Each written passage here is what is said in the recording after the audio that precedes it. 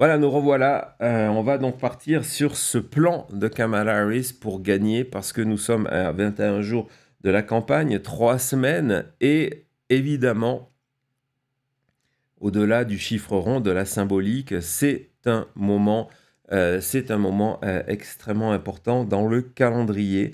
On va commencer par ça, dans le calendrier de Kamala Harris par rapport au calendrier Donald Trump. Ce qu'il faut que vous compreniez, c'est que cette campagne n'est pas uniforme. Les deux camps n'ont pas le même rythme et pas les mêmes objectifs. Et c'est pour ça, encore une fois, lorsqu'on essaie de faire des comparaisons un petit peu comme si on comparait des oranges et des pommes, comme on dit aux États-Unis. C'est une erreur importante d'analyse. Lorsque la semaine dernière, du côté de Kamala Harris, on était moins visible, il y a une dizaine de jours, lorsqu'on était moins visible sur le terrain et que Donald Trump, lui, était complètement visible sur le terrain, c'est son fameux meeting de Butler avec Elon Musk bondissant derrière lui, c'est parce que en fait, les buts de chaque campagne sont différents. Donc on compare deux choses qui ne le sont pas. Pourquoi Donald Trump était présent énormément sur le terrain et avec entre autres ce meeting du 5 octobre? Parce que justement, c'était le lancement de ce fameux narratif qu'on vous a expliqué hier de victoire. Donc il fallait lancer cet élan à un mois de l'élection et donc rassembler tout ça. Ça correspondait au moment où Elon Musk allait investir son argent pour aller taper aux portes, taper aux portes en Pennsylvanie pour recruter des électeurs avec sa fameuse pétition où il paye les gens qui s'inscrivent pour et s'engagent quelque part à voter pour Donald Trump, même si ce n'est pas demandé comme ça. Donc c'était important pour Donald Trump d'être sur le terrain. Au même moment, du côté de la campagne Kamala Harris, on faisait deux choses. Un, c'était une poignée de jours qui ont été utilisés pour multiplier les messages dans des médias non traditionnels, hein, comme le fameux podcast de Call Daddy, c'est ça, Call Daddy, qui a été vu par des millions, vu et entendu par des millions de personnes, qui en plus sur cette chaîne chaîne de podcast qui est la deuxième au monde, a lancé la discussion sur l'avortement. Donc dans les émissions qu'on suivit, le thème de l'avortement était encore en discussion. Donc il y avait cette volonté, et pareil, l'idée de faire 60 Minutes, l'idée d'aller faire des différentes émissions. Donc il y avait ce travail-là. Et en même temps, il y avait les derniers événements fundraising. Le fundraising, c'est important. C'est ces événements où on est face à des gros chèques, donc face à des personnes qui sont prêtes à mettre énormément d'argent dans la campagne. Et c'était clair du côté de la campagne de Kamala Harris que ce qu'on voulait, c'était en terminer avant d'arriver dans ces 3 semaines pour que les 3 dernières semaines, celles justement qui commencent aujourd'hui ou qui a commencé hier, du côté de la campagne de Kamala Harris, on n'ait plus besoin d'aller demander de l'argent pour la campagne et de mobiliser la candidate ou le vice-candidat, ici Tim Walz, dans des événements qui se passent, qui prennent pas mal de temps, qui forcent le candidat à aller dans des États qui ne sont pas vraiment compétitifs. On sait que Kamala Harris est allée à Los Angeles pour une soirée qui a battu tous les records de levée de fonds, et ce sont des événements qui ne sont pas publics. Donc il n'y a pas de visibilité par rapport à ça. Et généralement, les candidats n'aiment pas forcément ce genre d'événements qui prennent encore une fois plusieurs heures, où ils doivent discuter avec et demander de l'argent avec des personnes qui ont vraiment des moyens importants. Donc du côté de Kamala Harris, l'idée était de terminer cette levée de fonds pour pouvoir après pendant 3 semaines, qui ont commencé hier, être sur le terrain tous les jours. Du côté de Donald Trump, le problème, et on le sait depuis 2 ou 3 jours avec un article dans le New York Times, c'est que justement, il est extrêmement en colère sur le fait que sa campagne n'a pas réussi. On le sait, les dons ont ralenti, on en a parlé, hein, le fameux Follow the Money. Sa campagne n'a pas réussi à rassembler suffisamment d'argent pour lui éviter de faire ses fundraising qu'il déteste, en plus d'aller demander de l'argent à d'autres millionnaires, à d'autres milliardaires, il ne supporte pas. Et donc, son calendrier est handicapé par rapport à ça. Aujourd'hui, on a appris que, par exemple, et c'est extrêmement rare pour une campagne, et c'est pour vous dire les difficultés financières de la campagne Trump. Pourquoi? Parce que une partie colossale de l'argent qui a été levé, on parle plus de 100 millions de dollars, ont été utilisés pour les frais judiciaires de Donald Trump. Donc il y a toujours eu, même si à un moment il y a eu des événements qui lui ont permis de lever de l'argent, il y a toujours les effets de ces procès sur le côté porte-monnaie. Et c'est pour ça que, par exemple, qui a encore une autre parenthèse, mais je pense que vous allez l'apprécier, le fait que Donald Trump ait utilisé ses fonds pendant des mois pour payer ses avocats ne l'ont pas mis en position, il y a 3, 4, 5 mois en arrière, de commencer à réserver des spots publicitaires. Il le fait maintenant, on voit, il y a un achat massif de sa campagne à la dernière minute d'achat de spots publicitaires sur les chaînes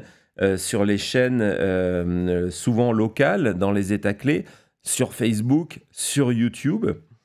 Mais le problème, on pourrait dire, ah bah tiens, regardez, la campagne Kamala Harris a investi 60 millions de dollars en Pennsylvanie. Le chiffre n'est pas forcément bon, mais c'est pour vous donner un ordre de grandeur.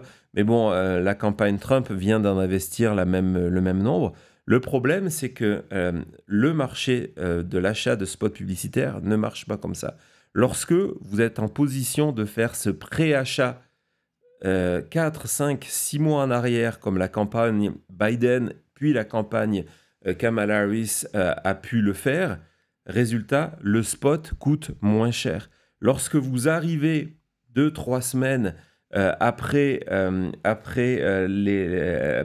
juste avant l'élection en disant on a besoin d'acheter des spots publicitaires pour être présent, vous payez un premium. Ce qui veut dire que du coup, et c'est pareil, c'est juste pour vous donner une échelle de grandeur, lorsque la campagne Kamala Harris investit 60 millions de dollars à un endroit, ça va leur donner, disons, 100 000 spots publicitaires. Les chiffres sont faux, mais c'est pour que vous compreniez bien. Lorsque, à la dernière minute, Donald Trump fait le même investissement, au lieu d'accéder à 100 000 spots publicitaires, il n'accède qu'à 15 000 spots publicitaires parce qu'à la dernière minute, ça coûte extrêmement cher. C'est un effet de l'argent qui a manqué il y a 6 mois lorsqu'il fallait faire ses préachats. Et il y a 6 mois, Elon Musk n'avait toujours pas décidé de supporter la campagne et la totalité... Je vous rappelle, il y a 6 mois, la campagne Trump était au bord de la faillite. Il n'y avait plus d'argent dans les caisses parce qu'il fallait payer les avocats et le train de vie de Trump, l'avion de Trump, le coiffeur de Melania, etc., etc. Et aujourd'hui, on en voit les conséquences. Et donc, résultat, le 27 octobre, lorsqu'il doit faire son meeting à Madison Square Garden, il va passer, avant ça, une partie de la journée à faire des levées de fonds. Le 27 octobre, la campagne de Donald Trump va continuer à aller demander de l'argent pour finir la campagne parce qu'ils sont mal. Alors que du côté de Kamala Harris, on n'a plus cette obligation, on n'a plus tout ça à faire. L'argent est là, les caisses sont pleines, les pré-réservations ont été effectuées il y a il y a pas mal de temps, et cette différence de l'utilisation de l'argent, hein, où 1 dollar n'est pas 1 dollar, vous la retrouvez aussi, et ça fait partie du plan de Kamala Harris pour gagner, sur le terrain, sur l'organisation, hein, sur le terrain. Je vous rappelle qu'une campagne électorale ne se gagne pas sur les écrans de télévision, ne se gagne pas lors d'un débat, ne se gagne pas sur les réseaux sociaux, mais se gagne sur le terrain. Je vous invite à aller voir l'émission que nous avons fait jeudi avec Julien Gester, qui a suivi en Pennsylvanie justement ces groupes qui utilisent la big data pour recruter des électeurs. Et là, il y a un avantage sur le terrain considérable pour Kamala Harris. On va se lancer, on va en parler tout à l'heure, dans la nouvelle partie de ce travail sur le terrain. Et encore une fois, c'est l'argent. Ça fait 6 mois, 1 an dans certains endroits que la campagne Kamala Harris, Biden d'abord, est présente pour être proche des électeurs et s'assurer que les électeurs vont voter. Donald Trump, il y a un plan désespéré qui peut-être fonctionnera de la part de Elon Musk de venir chercher des électeurs, mais encore une fois, calendrier différent. Du côté des électeurs de Trump, on vient maintenant recruter des électeurs en espérant qu'ils vont voter le 5 janvier. Je vais vous expliquer pourquoi dans quelques secondes. Et donc, je voulais vous montrer que pourquoi et comment ce changement de calendrier, tandis que Donald Trump danse en Pennsylvanie hier, tandis que Donald Trump ce matin, et on en parlera dans Maintenant Matin de demain, donc de mercredi matin à 8h, ne la ratez pas, il y a eu ce matin Donald Trump qui était encore une fois devant une chambre économique. Cette fois-ci, c'était à Chicago, où il s'est encore attaqué à Detroit d'ailleurs, en disant que la ville était terrible et que donc ça s'est très très mal passé. Donc pendant que Donald Trump fait ce genre de choses, on a un calendrier. On va vous le montrer cette semaine au niveau de la campagne Kamala Harris, donc qui n'était pas vraiment présente sur le terrain la semaine dernière. Vous savez pourquoi. Événements médiatiques, puis levée de fonds pour être tranquille pour les 3 prochaines semaines. Et donc, on va voir, non, ce n'est pas ça, Thomas. On va regarder, excuse-moi, le tour que fait la campagne. Vous allez voir, c'est façon poster Rockstar. Ils avaient fait ça, ils avaient déjà fait cette affiche la première semaine. Et donc, vous voyez que sur les prochains jours, du 14 au 19, ils vont être de partout. Hein, Pennsylvanie, Michigan, Wisconsin, Géorgie. Donc, des événements de partout auxquels vient s'ajouter une accélération des événements menés par les lieutenants de la campagne. On a vu donc Bill Clinton qui était en Géorgie ces 2 derniers jours, Liz Cheney qui commence à elle aussi multiplier les États, Barack Obama, dont je vous avais parlé, qui va être à Detroit et qui va être à Las Vegas. Et donc, il y a cette volonté d'être présent de partout sur le terrain. Donc, on est dans un contraste, et ce contraste sur un calendrier différent s'explique par la différence de nature des électeurs qui sont visés par Kamala Harris et par Donald Trump. Et donc là, on va regarder le calendrier, Thomas. Et donc, on va se rendre compte que les électeurs, dans leur habitude électorale, ont vraiment une différence.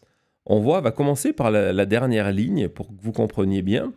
C'est un sondage fait sur les électeurs qui ont voté en 2020.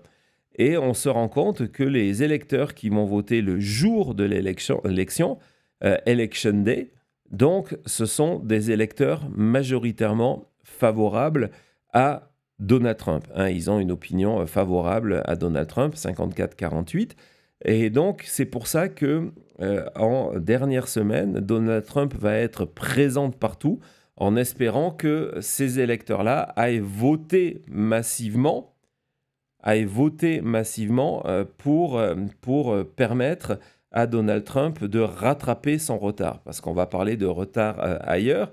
Et c'est pour ça qu'on en revient le 27 octobre. Il va faire ce meeting à Madison Square Garden. Je crois savoir quelle va être la réponse de Kamala Harris par rapport à ça. Il va y avoir un parallèle qui va être fait par rapport à ce meeting à la fin des années 30, début des années 40. J'ai plus la date exacte. Cody, tu peux aller vérifier de ce meeting America First, donc d'Américains qui étaient proches du régime hitlérien, déjà à Madison Square Garden. Donc je pense qu'on va jouer sur ce répertoire-là. On va évidemment vérifier. Mais donc, l'idée est là. Du côté de Donald Trump, on a besoin de mobiliser ses électeurs dans les derniers jours de la campagne. Et pour mobiliser ses électeurs dans les derniers jours de la campagne, ça coûte extrêmement cher. C'est un pari risqué parce que si ces électeurs-là ne vont pas voter sur une journée, il n'y a plus d'opportunités. Alors que de l'autre côté, on a un pari qui est... on estime moins risqué parce que on va inciter les électeurs à voter en avance. Et là, on voit que, par exemple, quelques semaines en avance, la catégorie quelques semaines en avance qui correspond au nombre d'électeurs qui ont voté en 2020, c'est maintenant. C'est maintenant. Quelques semaines en avance, c'est maintenant. Et vous remarquez quoi ? Que c'est là qu'il y a dans les habitudes de vote les électeurs les plus favorables à Kamala Harris. Donc c'est pour ça qu'il y a ce push actuel.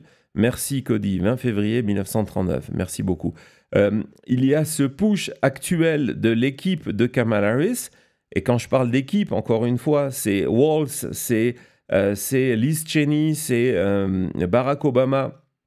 Michel devrait venir aussi faire apparemment un meeting. Et puis, il y aura un autre push juste avant l'élection, dans les jours qui vont précéder l'élection. On voit qu'il y a 58% des électeurs favorables à Kamala Harris qui vont voter. Mais on voit qu'en catégorie, il n'y en reste plus beaucoup parce que c'est maintenant que se joue l'élection. Et maintenant, quand se joue l'élection, on se rend compte que sur le terrain,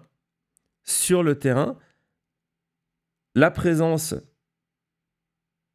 de démarcheurs pro-Trump, donc soit de la campagne Trump, soit d'associations qui soutiennent Donald Trump, des PAC, par exemple, comme celle de Elon Musk, n'est pas aussi importante que ça. Et donc, c'est pour ça que toute la semaine, c'est la première étape de la stratégie pour gagner, du plan pour gagner de Kamala Harris. Il va y avoir cet élan à inciter les électeurs démocrates, ou en tout cas les électeurs, on va voir, c'est plus large que ça, les électeurs qui souhaitent la victoire de Kamala Harris, à aller voter maintenant. Et pourquoi cette semaine ? C'est la carte qu'on vous montre tous les jours, avec ces 5 496 000 Américains qui ont déjà voté, c'est qu'on est en train de se rendre compte que côté État clé, c'est ça ce qui est important, côté État clé, on peut déjà voter de partout. Regardez, l'Arizona, le Nevada, la Caroline du Nord, la Géorgie, la Pennsylvanie, le Michigan, le Wisconsin, tous les États sont là. Et donc, on estime du côté de Kamala Harris que c'est une stratégie extrêmement risquée du côté de Trump de dire « Ok, nous, on va attendre ».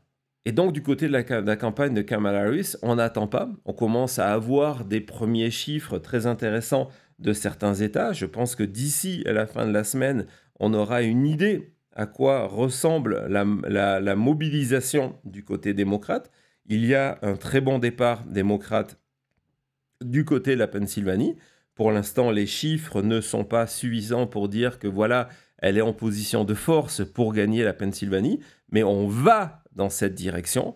Et donc, ce qui est important, c'est qu'à partir de cette semaine, hein, d'où la présence massive de la campagne Kamala Harris sur le terrain, c'est à partir de cette semaine que les électeurs dans des tas d'États, nous ça sera à partir de samedi ici au Nevada, peuvent aller voter en personne. En 2020, l'accent a été mis bien évidemment sur voter par correspondance parce qu'on était en période de Covid, mais là, on a envie d'avoir ces images d'Américains pro-Kamala qui vont voter massivement et qui sont excités. On a le sentiment, comme on parlait de narratif tout à l'heure, de victoire de Donald Trump qui a besoin de ces grands meetings et des sondages, on a le sentiment du côté de la campagne de Kamala Harris que ces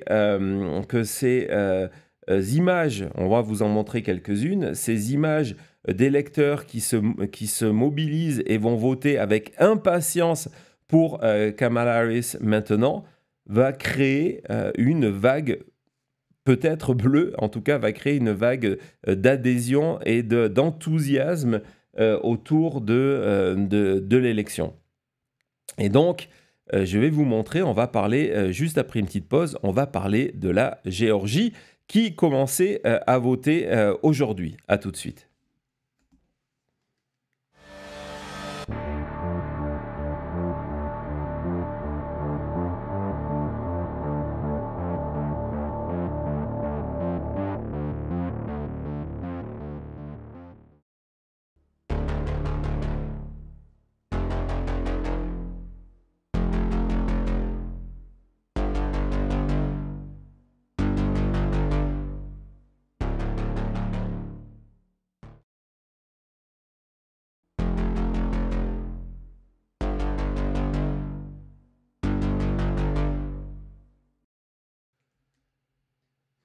Voilà, nous revoilà. Merci d'être aussi nombreux au rendez-vous. Si vous nous suivez sur Twitter, merci de votre curiosité sur X. Et évidemment, je vous conseille de venir vous abonner.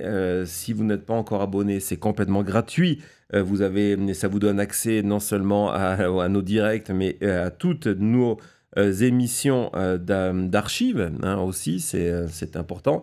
Et donc, je vous invite à le faire, à cliquer sur cette notification, surtout que depuis ces derniers temps, on a un petit peu des problèmes pour exister sur X avec nos streams qui s'arrêtent subitement. Donc, la meilleure chose, c'est de vous abonner, de cliquer sur la sonnette de notification pour savoir lorsque nous sommes en direct. Je voudrais aussi remercier 2 ou 3 personnes qui sont passées par l'ASNER, la team Raymond déchire tout.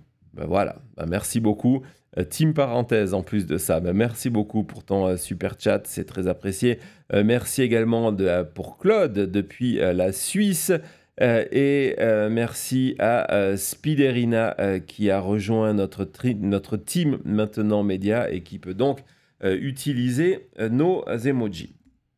Donc, on va remercier à tout le monde. Évidemment, il y en a d'autres. On y reviendra et Cody reviendra en fin d'émission. Donc, pour Kamala Harris, l'élection se joue en ce moment, en fait.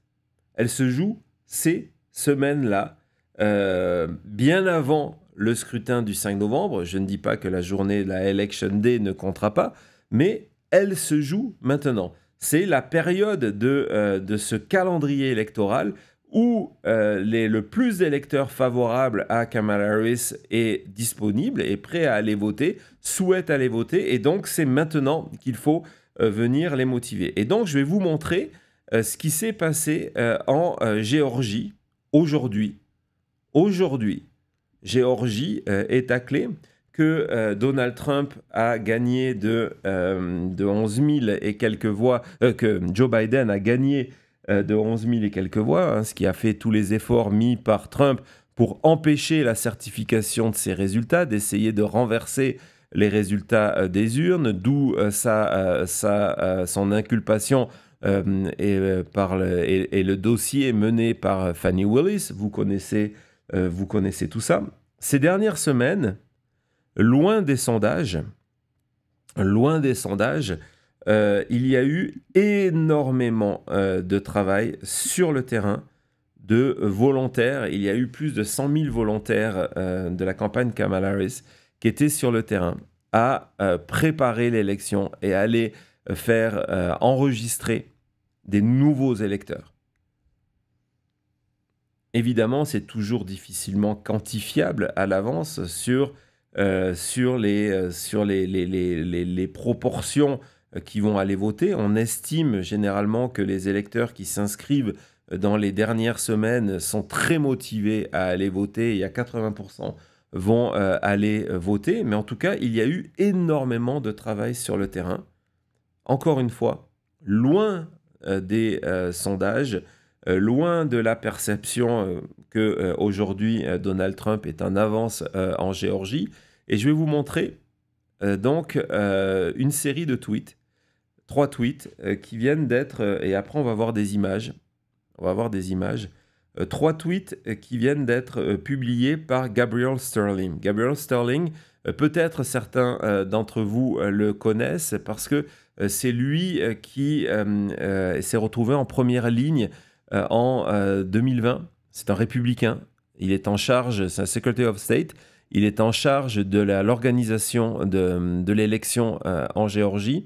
Et il a été une des cibles de Donald Trump. Et en 2020, il a apparu dans la scène nationale parce qu'il était visé évidemment par Donald Trump. Et il avait fait cette conférence de presse extrêmement courageuse devant le Capitole de la Géorgie en expliquant que si Donald Trump continuait comme ça, Donald Trump et ses alliés, il visait aussi Rudy Giuliani, quelqu'un allait être tué, il a raconté comment les employés des bureaux d'élection étaient menacés par les pro-Trump et que donc avec cette rhétorique de tricherie, Donald Trump allait faire tuer quelqu'un. Et donc aujourd'hui, il y a quelques heures, il a posté 3 tweets. Gabriel Sterling, c'était le premier jour où en personne on pouvait voter en Géorgie.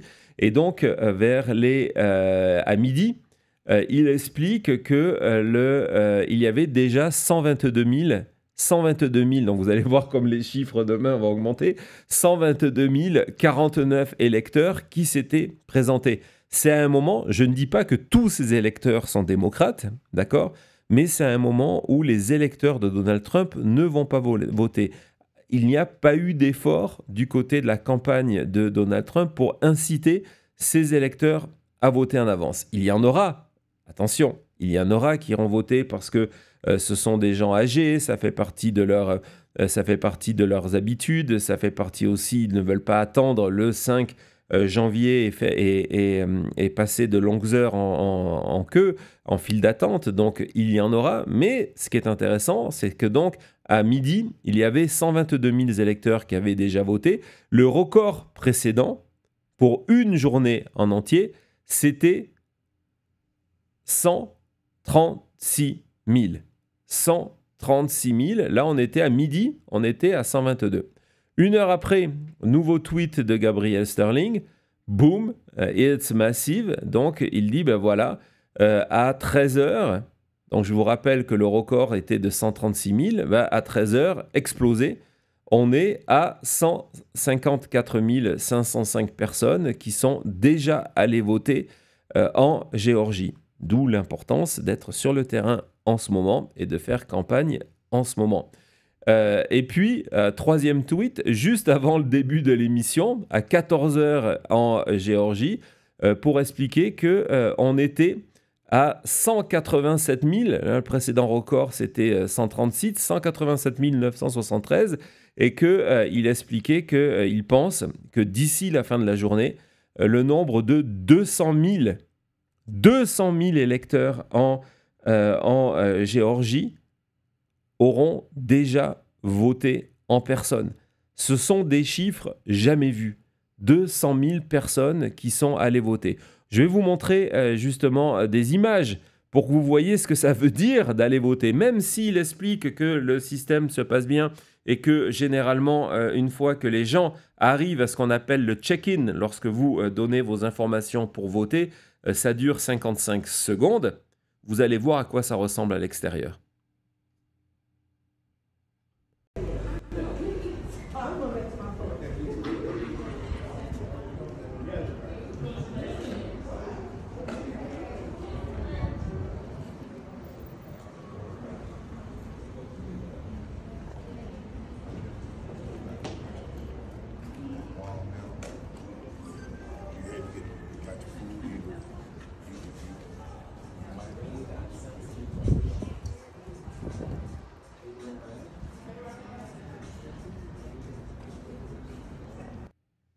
Et c'est comme ça dans tous les comtés de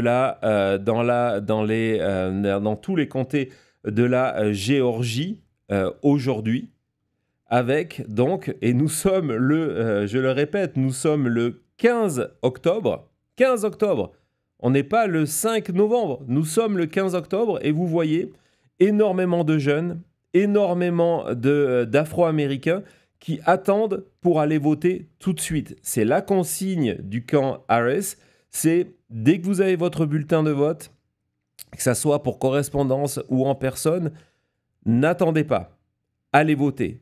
Pourquoi évidemment aller voter? C'est que eux, dans le travail après qu'ils font sur le terrain, ça leur permet de traiter leur liste en se disant, bah, tiens, cette personne-là, elle a déjà voté.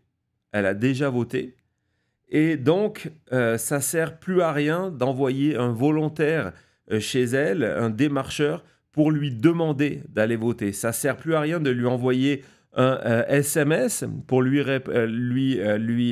répéter d'aller voter parce qu'elle a déjà voté. Donc, ça permet de gérer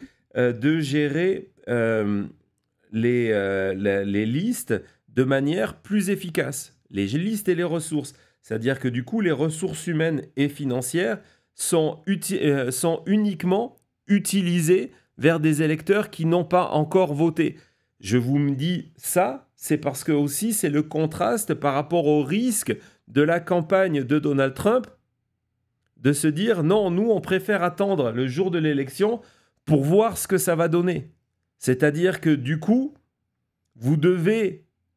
si vous devez attendre le jour de l'élection, ben vous devez motiver vos électeurs, 100% d'entre eux, jusqu'au 5 novembre. Là, ce que l'on veut du côté du Kamala Harris, c'est de se dire, ben, on a une grande majorité de nos électeurs qui ont voté sur les 2 prochaines semaines.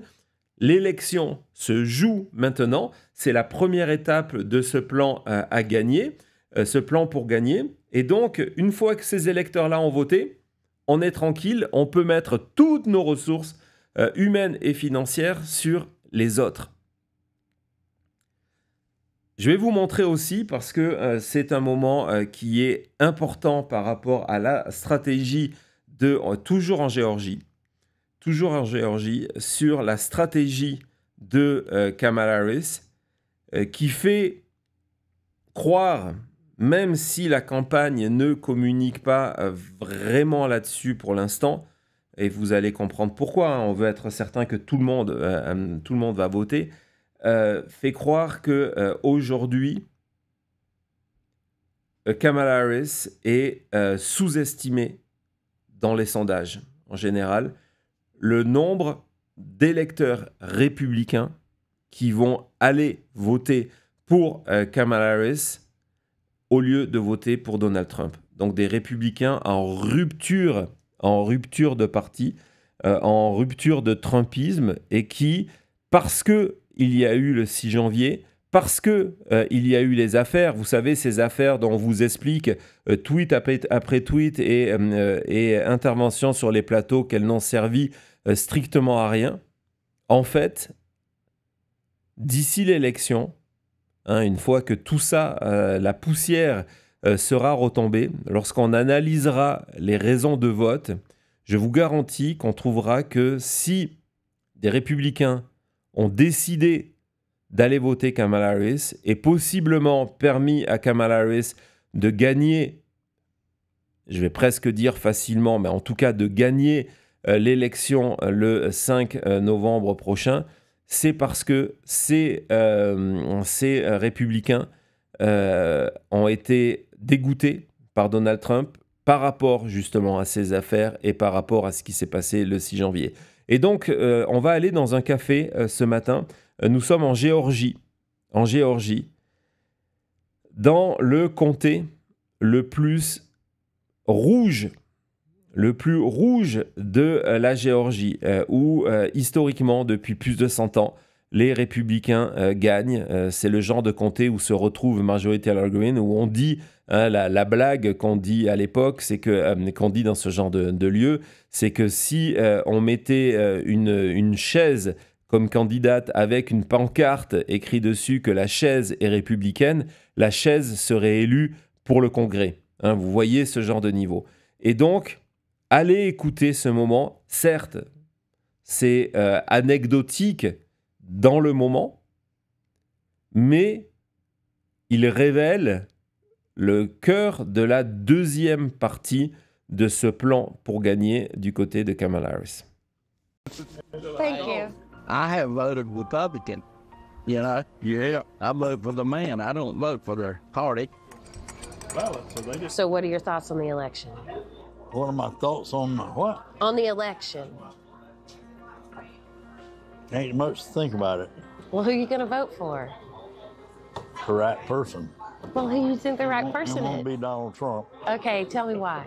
Last time you saw him talking, did you watch his lips? Uh-huh. Were they moving? Uh-huh. He's lying. All right, well, so Mr. Wilson here was telling us that January 6th was a big disqualifier for him. It should have been. How do you feel about that? I feel about it like he's anti-American. He's trying to overthrow our government. And so are you thinking about voting for Harris? Yeah, have to or not vote. He's the only choice other than Trump. Yeah. If Squabble run, I vote for him. Donc ce moment, c'est quand même symbolique. Ce sont des électeurs blancs en Géorgie qui ont voté républicain toute leur vie et qui là sont dans la situation en se disant il n'y a que deux options. Soit c'est de voter pour Kamala Harris, soit c'est de ne pas voter. Ce qui s'est passé le 6 janvier a disqualifié à nos yeux Donald Trump. C'est anti-américain. D'ailleurs, ça va plus loin en disant, il y a la petite blague en disant, est-ce que vous avez vu Donald Trump la dernière fois qu'il a parlé? Oui, ben, vous avez regardé ses lèvres. Oui, ben, quand il les bouge, ben, il est en train de mentir. Donc, c'est vraiment un rejet très fort de certains républicains. Hein, ça fait plusieurs fois qu'on vous en parle de Donald Trump. Et plus ce rejet va être important, plus ils vont franchir le pas de se dire non, la solution c'est pas de ne pas voter, la solution c'est de voter pour Kamala Harris, plus les chances d'une large victoire de Kamala Harris est importante. Alors évidemment, ça va être la partie de notre prochain, du moins ça va être le cœur de notre prochaine partie. Merci à Olivier qui nous dit qu'à 14h30, plus de 200 000 électeurs en Géorgie.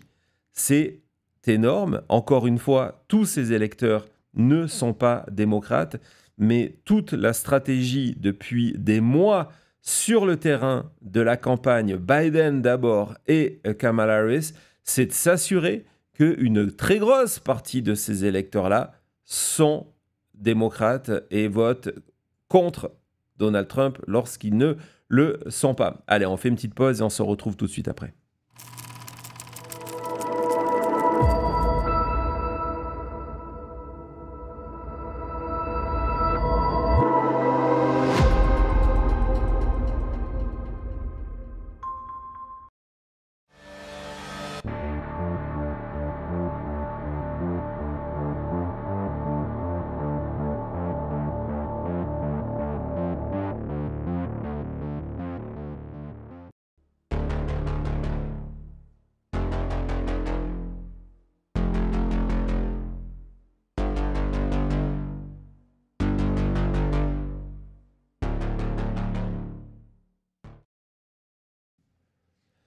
nous sommes presque 3005 entre X et YouTube. Merci beaucoup si vous nous rejoignez pour la première fois et que d'un coup vous dites « Ah, bah tiens, ce sont des informations que je n'entends nulle part ailleurs ».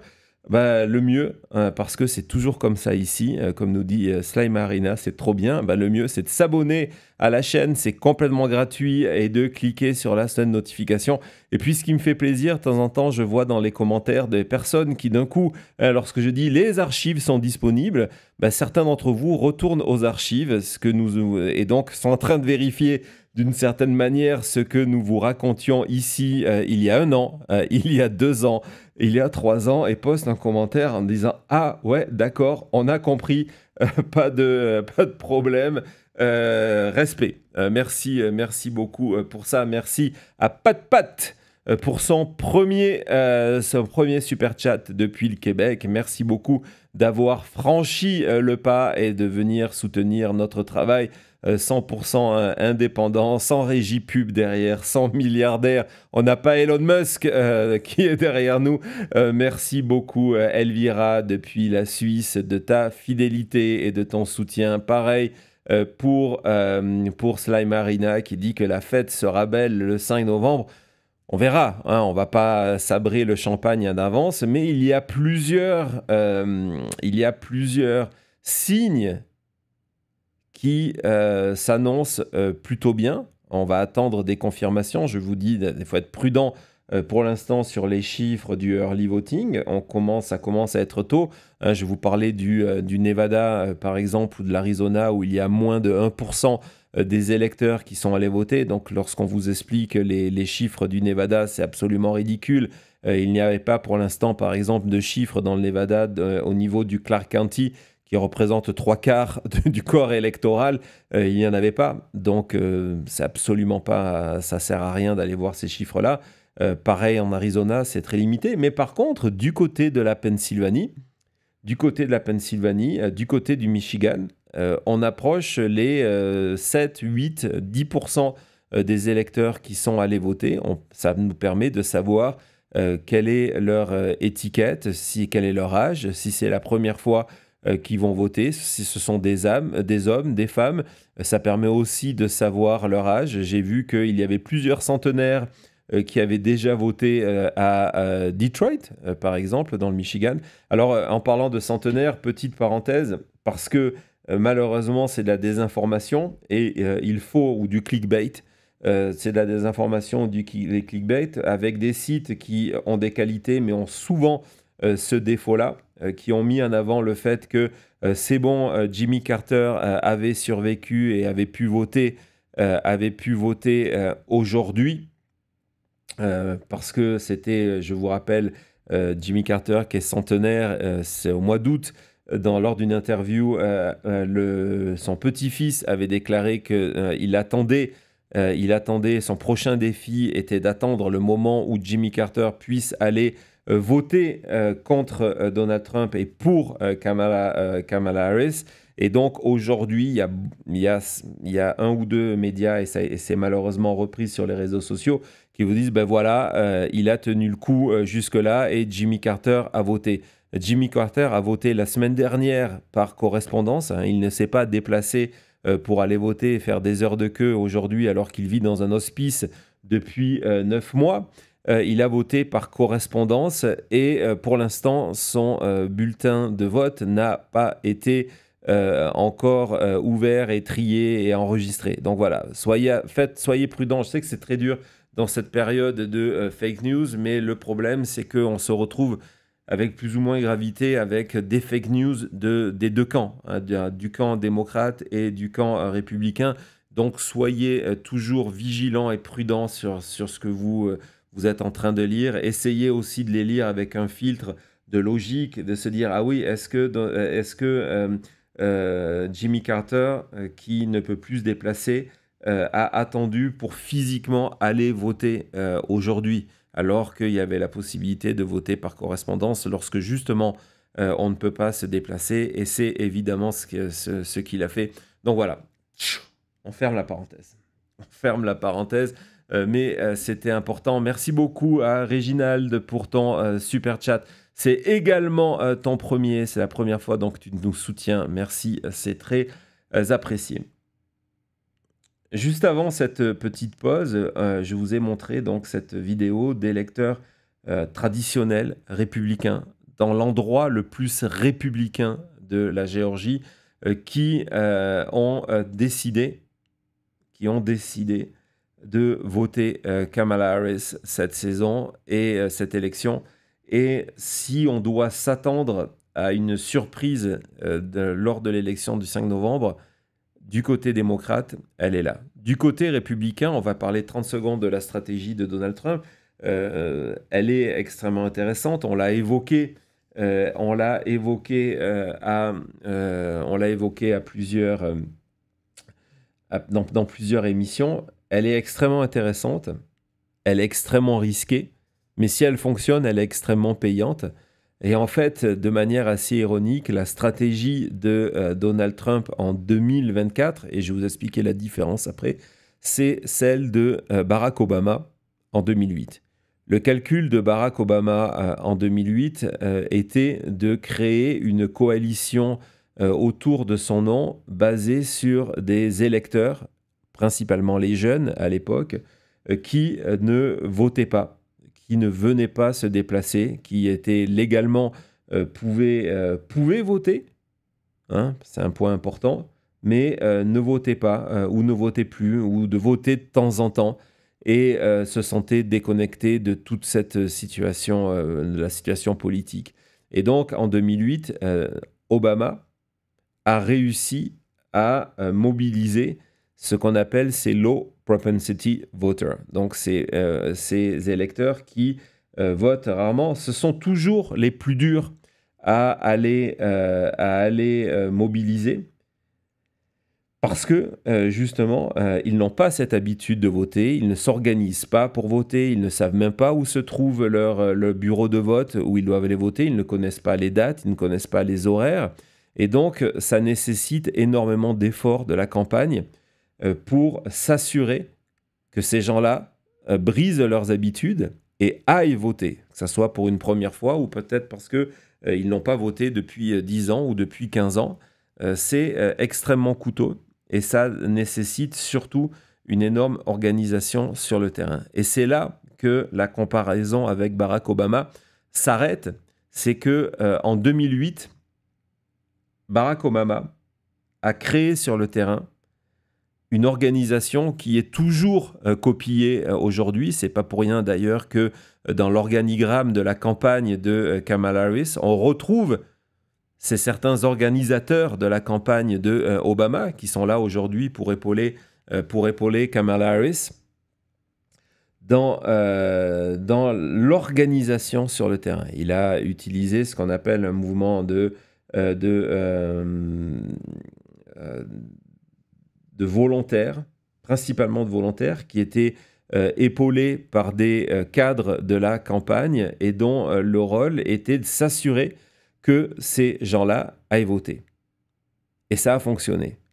Aujourd'hui, le problème de la campagne de Donald Trump, qui essaye d'aller chercher chez des jeunes hommes, principalement blancs, afro-américains, hispaniques, des gens qui sont contre le système et qui ont arrêté de voter parce qu'ils sont contre le système. Donc d'aller chercher ces électeurs-là, sur le papier, c'est une très bonne idée parce que leur nombre représente, si Trump arrive à les activer, représente suffisamment pour changer toute la carte politique. Pour le coup, mettre tous les sondages à la poubelle. Se dire, ben voilà, on n'a pas vu cette vague silencieuse qui était en train de monter autour de Donald Trump, qui a réussi à mobiliser des électeurs qui ne votaient plus. C'est un petit peu ce qu'il avait déjà fait en 2020 dans le milieu rural, et c'est pour ça qu'il avait été sous-estimé dans les sondages. Pas par moi d'ailleurs, je suis retombé sur une série de tweets que j'avais publiés la veille et l'avant-veille de l'élection, hein, pour un petit peu me mouiller, parce que sinon à quoi ça sert, en vous disant que je m'attendais à des nombres records d'électeurs de Trump en milieu rural. C'est quelque chose que je voyais au niveau du Nevada et à d'autres niveaux de certains États. Et c'est ce qui s'est exactement passé.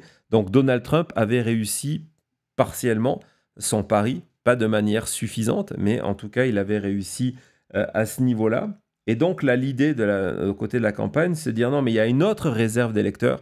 Allons les activer. Je vous ai expliqué, ces jeunes, ces personnes qui sont en rejet du système. Donc c'est pour ça qu'il y a tout ce discours en ce moment qui est basé sur les guerres culturelles, qui est basé sur la peur, qui est basé sur la colère. On est en colère dans le camp de Trump en ce moment parce qu'on veut connecter avec des électeurs qui sont également en colère. En tout cas, des électeurs potentiels. Mais cette stratégie coûteuse et qui demande énormément d'efforts humains et d'organisation sur le terrain ne fonctionne que si il y a un appareil à côté, une structure à côté, un effort à côté pour qu'ils viennent voter. Cette fameuse armée, certains les appellent les armées de incel, cette Trump Army. Le problème, c'est que il n'y a pas ces efforts-là. Personne ne les voit sur le terrain. C'est ce que nous a raconté Julien Gester de Libé jeudi dernier. Personne ne les voit sur le terrain. Hier, on a appris, quand je vous parle d'organisation qui fonctionne plus ou moins bien, hier, on a appris que le problème, c'est que comme les démocrates, les républicains utilisent une app pour faire ce travail-là, c'est-à-dire que c'est une app qui leur donne les informations où habite tel ou tel candidat. Donc, lorsque vous êtes un démarcheur, vous regardez tel ou tel électeur potentiel.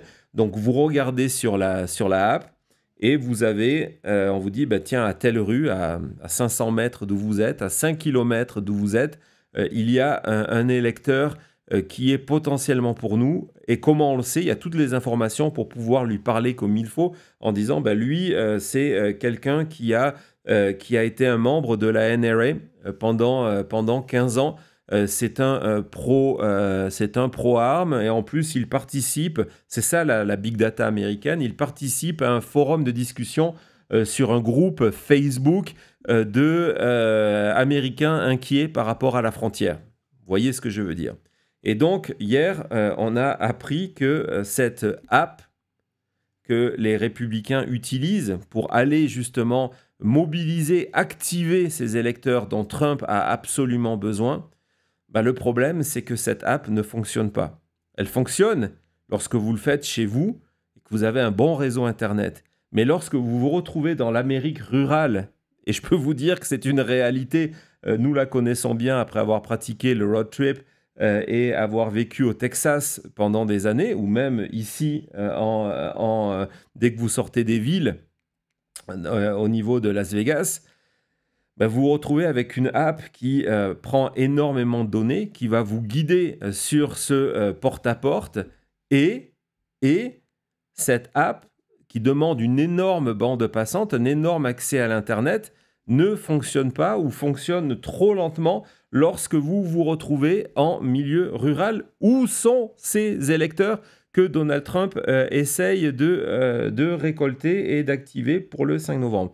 Et résultat, pour l'instant, lorsque on regarde les quelques données de vote électoral qui existent, donc de ce early voting, entre autres lorsqu'on regarde dans le Michigan et dans la Pennsylvanie, où je vous le dis, on approche les 10% d'électeurs qui ont déjà voté, on se rend compte que cette fameuse Trump Army n'est pas là. Alors peut-être, elle viendra voter en masse le 5 janvier, et Donald Trump aura réussi son pari. Le 5 janvier, excusez-moi, je commence à faire les mêmes erreurs que Donald Trump, ce n'est pas bon signe. Elle viendra voter le 5 novembre pour Election Day, et donc Donald Trump aura réussi son pari, mais c'est extrêmement risqué. Aujourd'hui, Kamala Harris sa campagne va avoir accès à une information qui permet de dire, tiens, on va voir si William Raymond, dans le Nevada, qui a reçu son bulletin samedi dernier, tout ça, c'est des données publiques, est-ce qu'il a déjà voté? Non, il n'a pas encore voté. Nous sommes à 3 semaines du scrutin. Il peut aller voter dès maintenant. Il peut renvoyer son scrutin ou il peut voter à partir du 19. On va lui envoyer des messages pour lui rappeler qu'il doit voter. Et tant qu'il n'aura pas voté, on va lui demander d'aller le faire.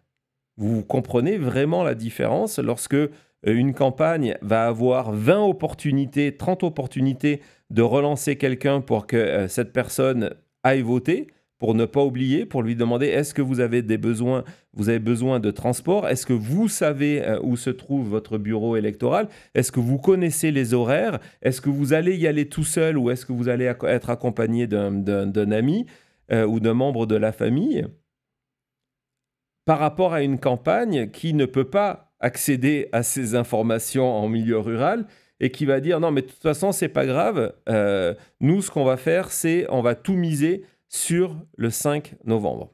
Donc là on a parlé de la stratégie de Donald Trump.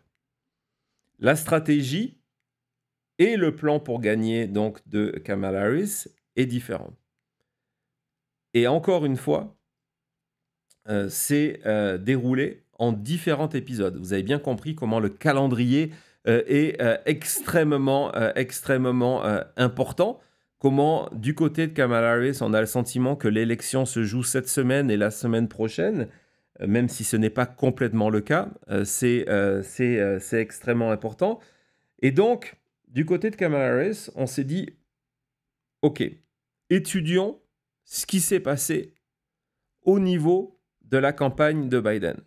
La campagne de Biden, c'est 2 choses. C'est un contraste par rapport à la campagne de Hillary Clinton, c'est par exemple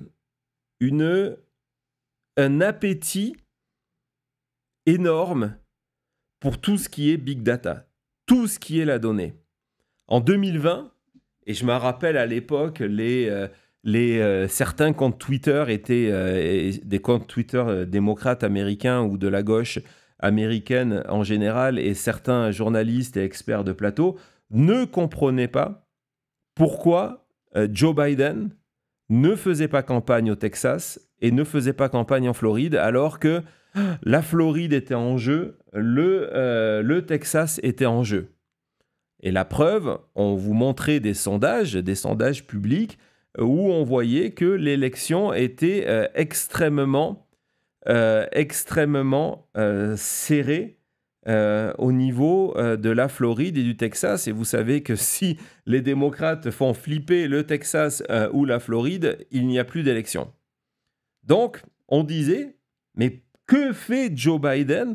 Pourquoi il ne va pas faire campagne en Floride et au Texas, alors que Florida is in play, Texas is in play? Parce que du côté de la campagne de Joe Biden, et Kamala Harris a hérité de ce système-là, on disait non, ce ne sont pas les sondages qui décident d'une élection, les sondages sont qu'un outil. On revient à la discussion hier, de l'émission d'hier, les sondages ne sont qu'un outil. C'est un outil utile, c'est un outil intéressant, surtout lorsque on augmente le nombre de panels. Mais nous, ce qui nous intéresse, c'est tout le reste. Les mouvements sur le terrain, les mouvements démographiques, le nombre de personnes qui se sont inscrites, l'âge de ces personnes, le salaire des personnes qui se sont inscrites, leur historique électoral. Et donc, en regardant cette data, la campagne de Joe Biden avait dit, maintenant, on n'a aucune chance de gagner, ne croyons pas les sondages, n'allons pas perdre du temps, de l'énergie et de l'argent. On n'a aucune chance de gagner en Floride et au Texas. Arrêtons de croire ce que l'on voit sur les réseaux sociaux ou ce que l'on entend à la télévision.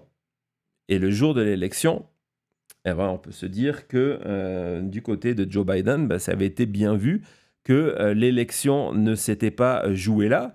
Par contre, la campagne de Joe Biden, et à l'époque, pour les mêmes raisons, les experts de plateau et les commentateurs d'actualité politique sur Twitter vous disaient « Mais qu'est-ce que fout Joe Biden en Géorgie? Pourquoi il va en Géorgie alors que la Géorgie, c'est le sud des États-Unis et qu'il ne peut pas gagner ?» Du côté de la campagne Biden, on avait identifié des mouvements démographiques profonds. On avait investi sur le terrain à faire signer des électeurs sur les listes électorales et on était persuadé qu'on pouvait, ça serait difficile, mais qu'il y avait une chance de faire flipper la Géorgie, donc de l'enlever à Donald Trump, que Donald Trump avait gagné. Et c'est pour ça que du coup, la campagne Biden a utilisé la data pour gagner en Géorgie. Et ça a fonctionné. 2-0, balle au centre. Et donc, du côté de la campagne de Kamala Harris, on fait exactement la même chose. On utilise les données, big data, les sondages à grande capacité, c'est-à-dire que au lieu d'avoir un sondage avec un panel de 850 personnes ou de 1000 personnes ou de 2000 personnes, la campagne a les moyens de faire des sondages avec 5000 personnes, avec 10 000 personnes. Donc, ça vous permet d'avoir un aperçu. Plus votre panel est étendu, c'est important, mais aussi de faire énormément de ce qu'on appelle du qualitatif. Le qualitatif, c'est lorsque vous vous retrouvez face à des électeurs pour déterminer quels sont les thèmes qui fonctionnent pour eux. On en parle tout de suite après.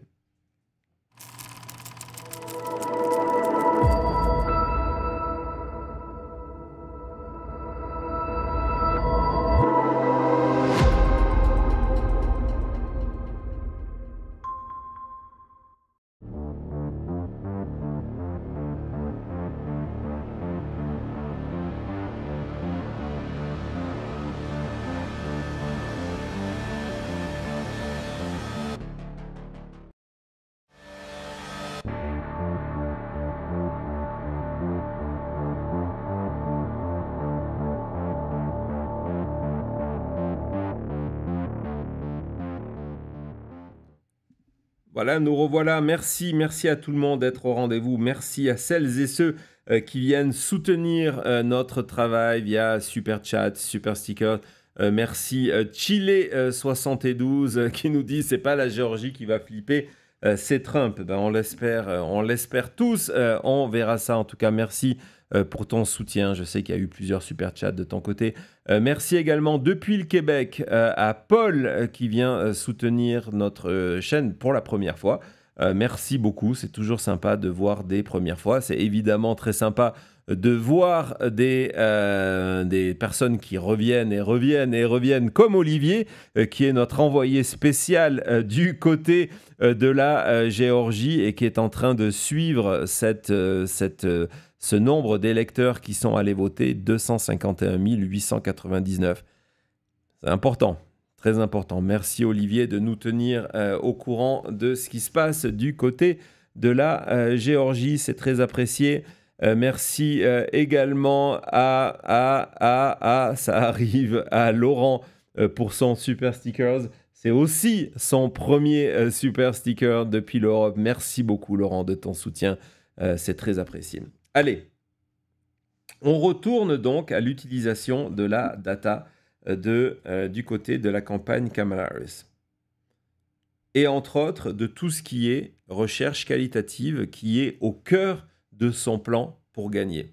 Souvent, lorsqu'on a par exemple Jean-Marc Léger qui vient vous suivre aujourd'hui, même si il est le seul, c'est la seule catégorie de sondage que j'ai vue qui va un petit peu plus loin que simplement la surface des choses. Très souvent, on vous parle de l'économie. L'économie va être centrale dans le choix des électeurs qui, à la fin, votent avec leur porte-monnaie. Vous connaissez cette idée.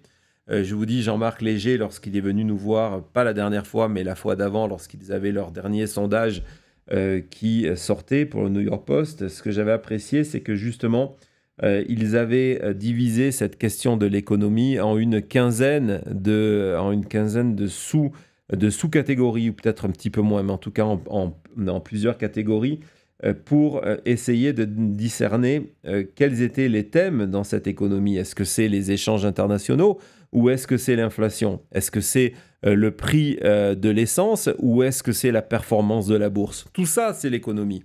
Tout ça, c'est l'économie.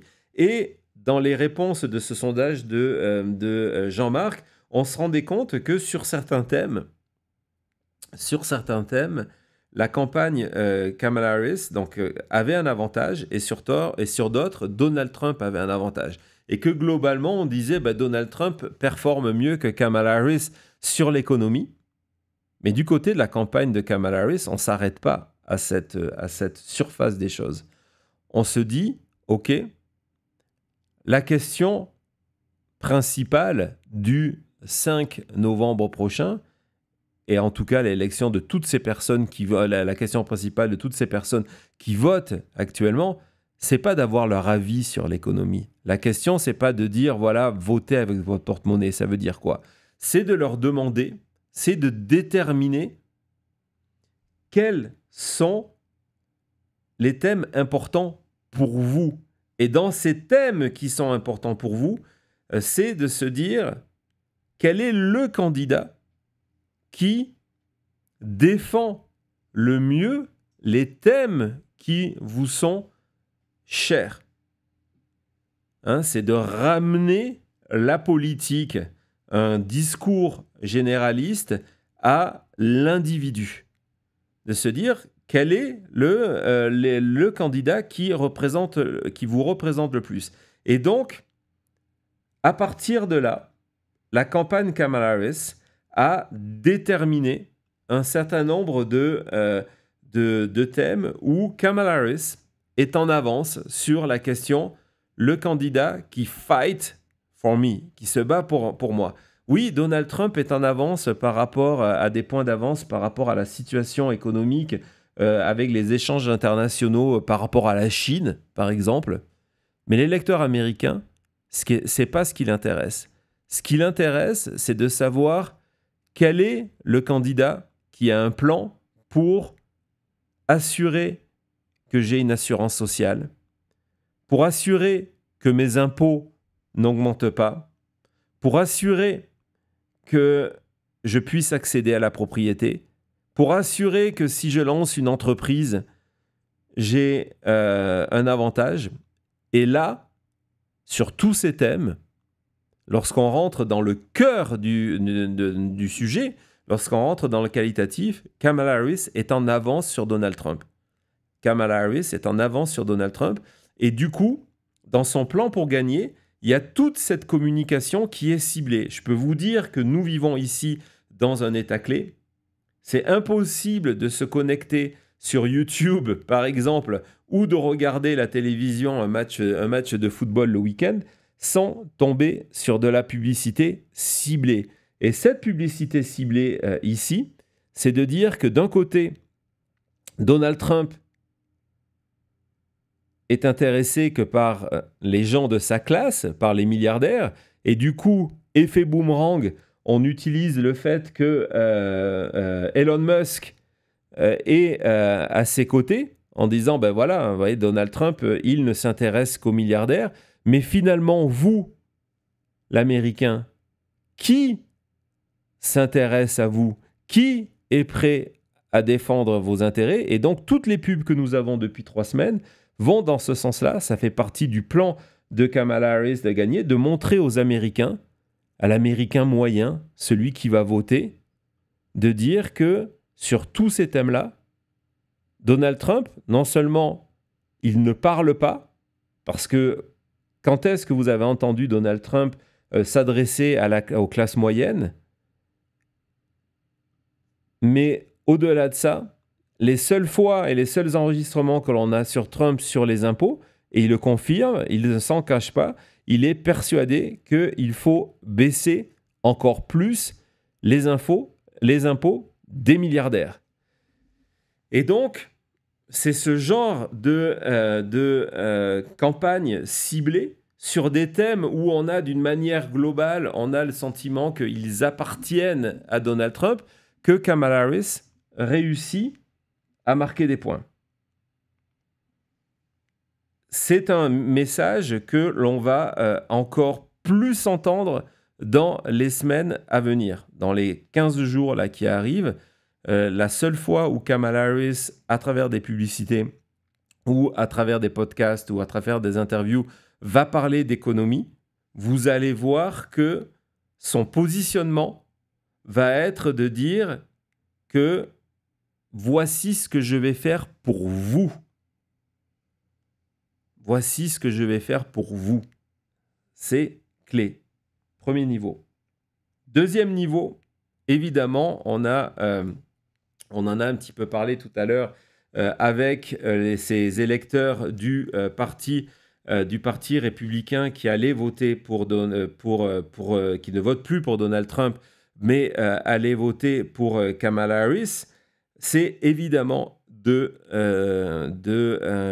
séduire, c'est d'amener ces électeurs-là à aller voter.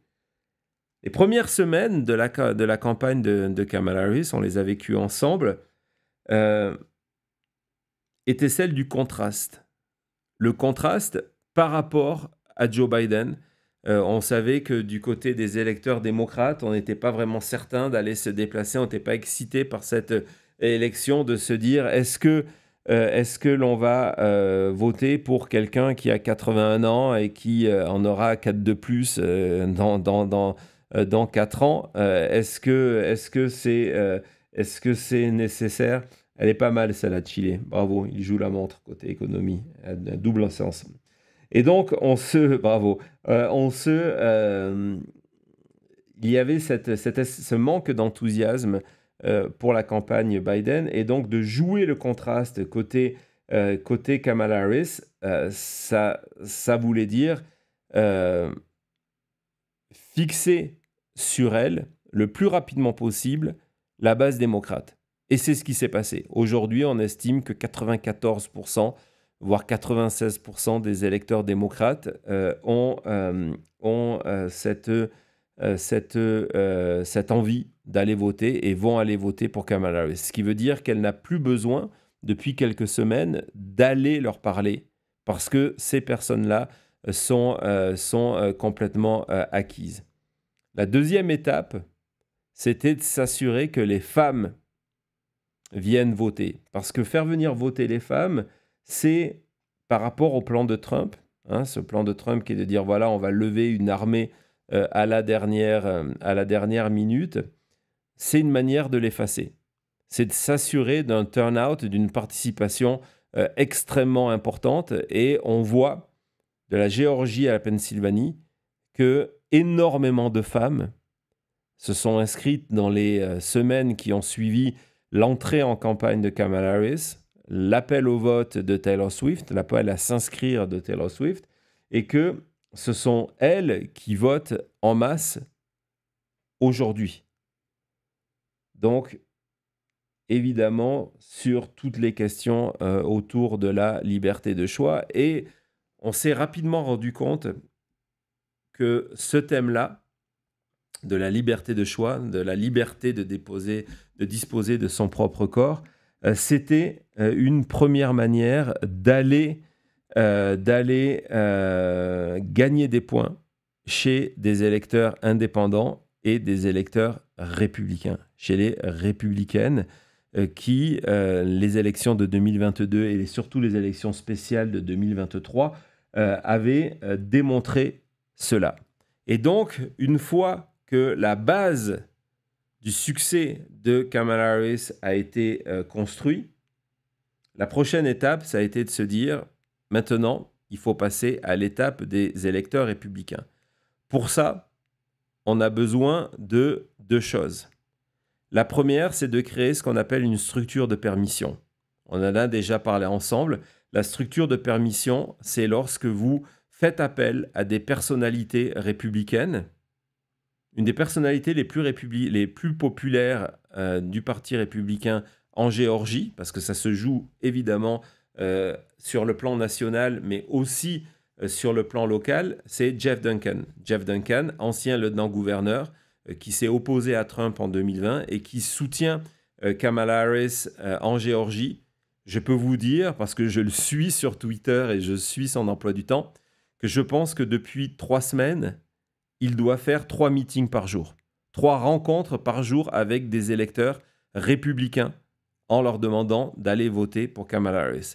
On a la même chose du côté de l'Arizona, où vous avez Gills, qui est le maire de Mesa. Mesa, c'est la 3e ville de l'Arizona. C'est un républicain qui appelle à voter pour Kamala Harris et qui est en meeting et en rencontre d'électeurs tous les jours. Et désormais, il est rejoint par John McCain Junior, le fils, donc non, c'est pas John son prénom, bon, en tout cas le fils de John McCain, un des fils de John McCain, dans cette volonté d'aller recruter les électeurs républicains.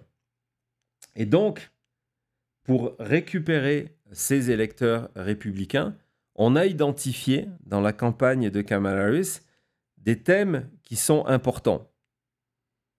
Le 6 janvier en est un, les procès en est un autre.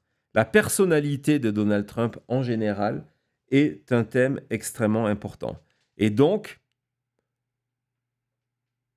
à partir d'aujourd'hui et dans les semaines à venir, vous allez voir un virage de la campagne de Kamala Harris, c'est son plan pour gagner, pour s'attaquer à ce qu'on appelle le character, donc de ce que représente Donald Trump.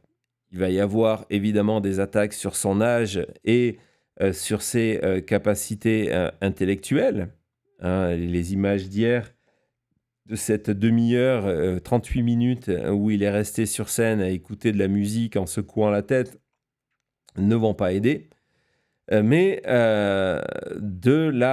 du côté de la campagne de Kamala Harris, on est persuadé que c'est la stratégie gagnante. Et que leur meilleur avocat dans cette stratégie-là, c'est Donald Trump lui-même. Et c'est là qu'on arrive à un point intéressant parce que pendant des mois et des mois, je vous ai montré des images de meetings de Donald Trump qui ne passaient jamais dans les médias. Et je parle ici des médias américains, les seuls qui comptent dans cette élection, même si c'était pareil dans les médias francophones. Hein, on essayait de vous faire de Donald Trump d'un candidat comme les autres. Et donc, je le regrettais en vous disant, voilà, il faut montrer cette vérité-là, il faut montrer ces moments où il a des difficultés à s'exprimer et des moments où il est dangereux dans le discours.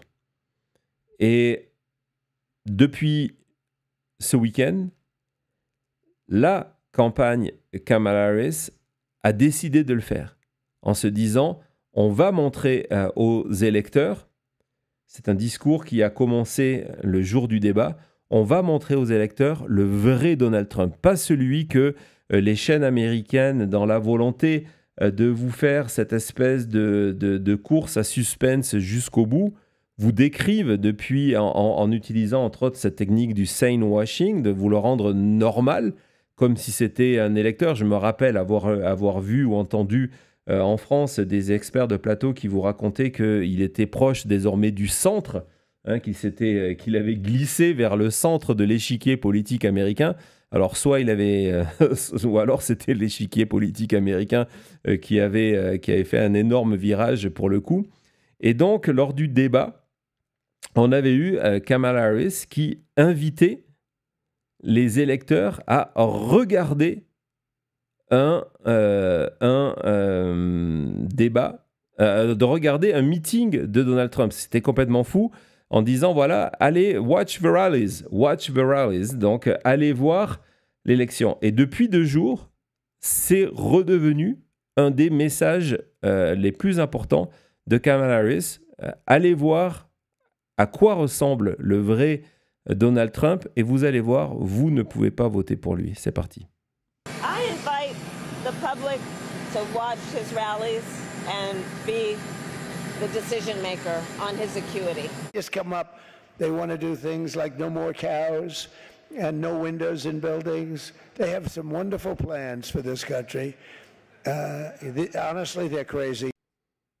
Alors c'est un spot qui est intéressant parce qu'il a été coupé, évidemment, c'est un spot digital pour Facebook donc pour viser un certain électorat. Et c'est un extrait qu'on vous a passé dans une de nos émissions donc où il expliquait que les démocrates voulaient supprimer les vaches et les fenêtres. Et donc, il y a cet aspect-là. Et comme ce n'est pas suffisant,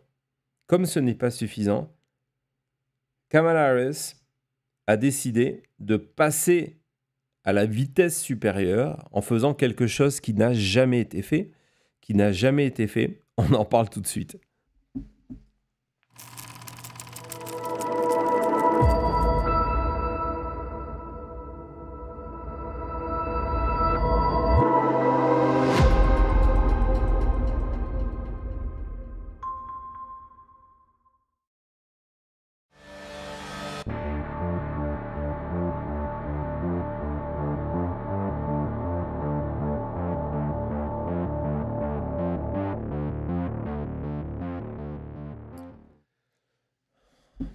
L'art du suspense.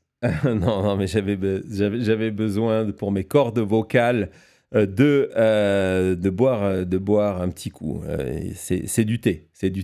Merci beaucoup à Claude pour son quatrième super sticker.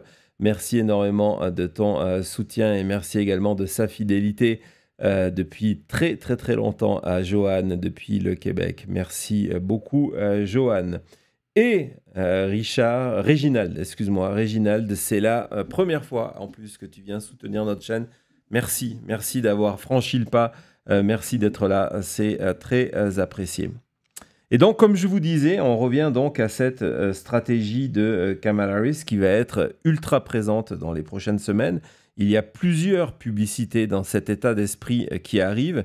Donc, imaginez des publicités qui vont être vues sur tous les écrans américains parce que, justement, lorsqu'on parlait en début d'émission de l'importance d'avoir de l'argent, il y a 6 mois, ça a permis à la campagne de Kamala Harris de pouvoir réserver les meilleurs spots, donc les meilleurs horaires dans les meilleurs événements. Un match de football, par exemple, boum, vous avez des pubs Kamala Harris. Et donc, dans la semaine qui arrive, elle va utiliser des publicités qui montrent Donald Trump dans les rallyes. Elle a invité le public à les regarder dans ses meetings. Elle a dit non, on va passer à l'étape supérieure. Vu que les médias américains ne vous les montrent pas, on va les montrer. Et donc, elle a fait, pour la première fois, quelque chose qui n'a jamais été fait. Elle était en meeting en Pennsylvanie hier, à Erie, et qui est ce qu'on appelle un bellwether. Donc, c'est l'État de la Pennsylvanie vote comme ce comté-là vote. Donc, ce sont des chiffres qu'on va surveiller avec attention le 5 novembre prochain. Et donc, elle est sur scène. Elle attaque Donald Trump et puis elle dit « Écoutez, ne prenez pas mes mots pour de l'argent comptant. Le mieux, c'est qu'on écoute Donald Trump. Roll the tape. » Please roll the clip. The worst people are the enemies from within. The enemy from within. Those people are more dangerous, the enemy from within, than Russia and China. These people should be put in jail the way they talk about our judges and our justices. Now, if you had one really violent day, one rough hour, and I mean real rough. I think the bigger problem are the people from within. We have some very bad people. We have some sick people, radical left lunatics. And I think and it should be very easily handled by, if necessary, by National Guard, or if really necessary, by the military.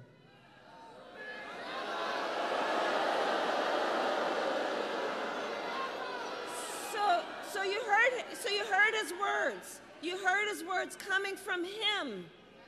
He's talking about the enemy within Pennsylvania. He's talking about the enemy within our country, Pennsylvania. He's talking about that he considers anyone who doesn't support him or who will not bend to his will an enemy of our country. It's a serious issue. He is saying that he would use the military to go after them. Think about this. And we know who he would target. And we know who he would target because he has attacked them before. Journalists whose stories he doesn't like. Election officials who refuse to cheat by filling extra votes and finding extra votes for him. Judges who insist on following the law instead of bending to his will. This is among the reasons I believe so strongly that a second Trump term would be a huge risk for America and dangerous.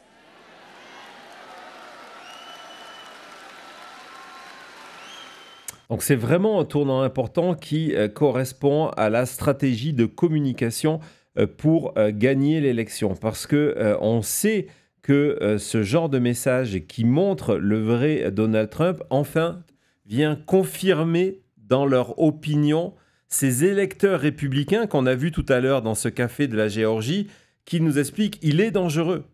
Il est dangereux pour la démocratie américaine.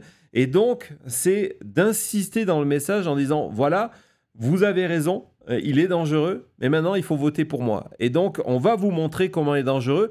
Et elle le dit, vous avez entendu ses propres mots venant de sa propre bouche. C'est vraiment important de faire assumer à Donald Trump ses excès de langage pour que ces excès de langage, évidemment, ces excès de langage, séduisent sa base et sont nécessaires. C'est là où il s'est piégé avec cette stratégie d'aller chercher ces low propensity voters, donc comme je vous l'ai expliqué, ces électeurs qui ne votent plus, qui eux ont besoin d'entendre cet extrémisme, qui eux ont besoin d'entendre le thème de la vengeance, qui eux ont besoin d'entendre le thème de la colère.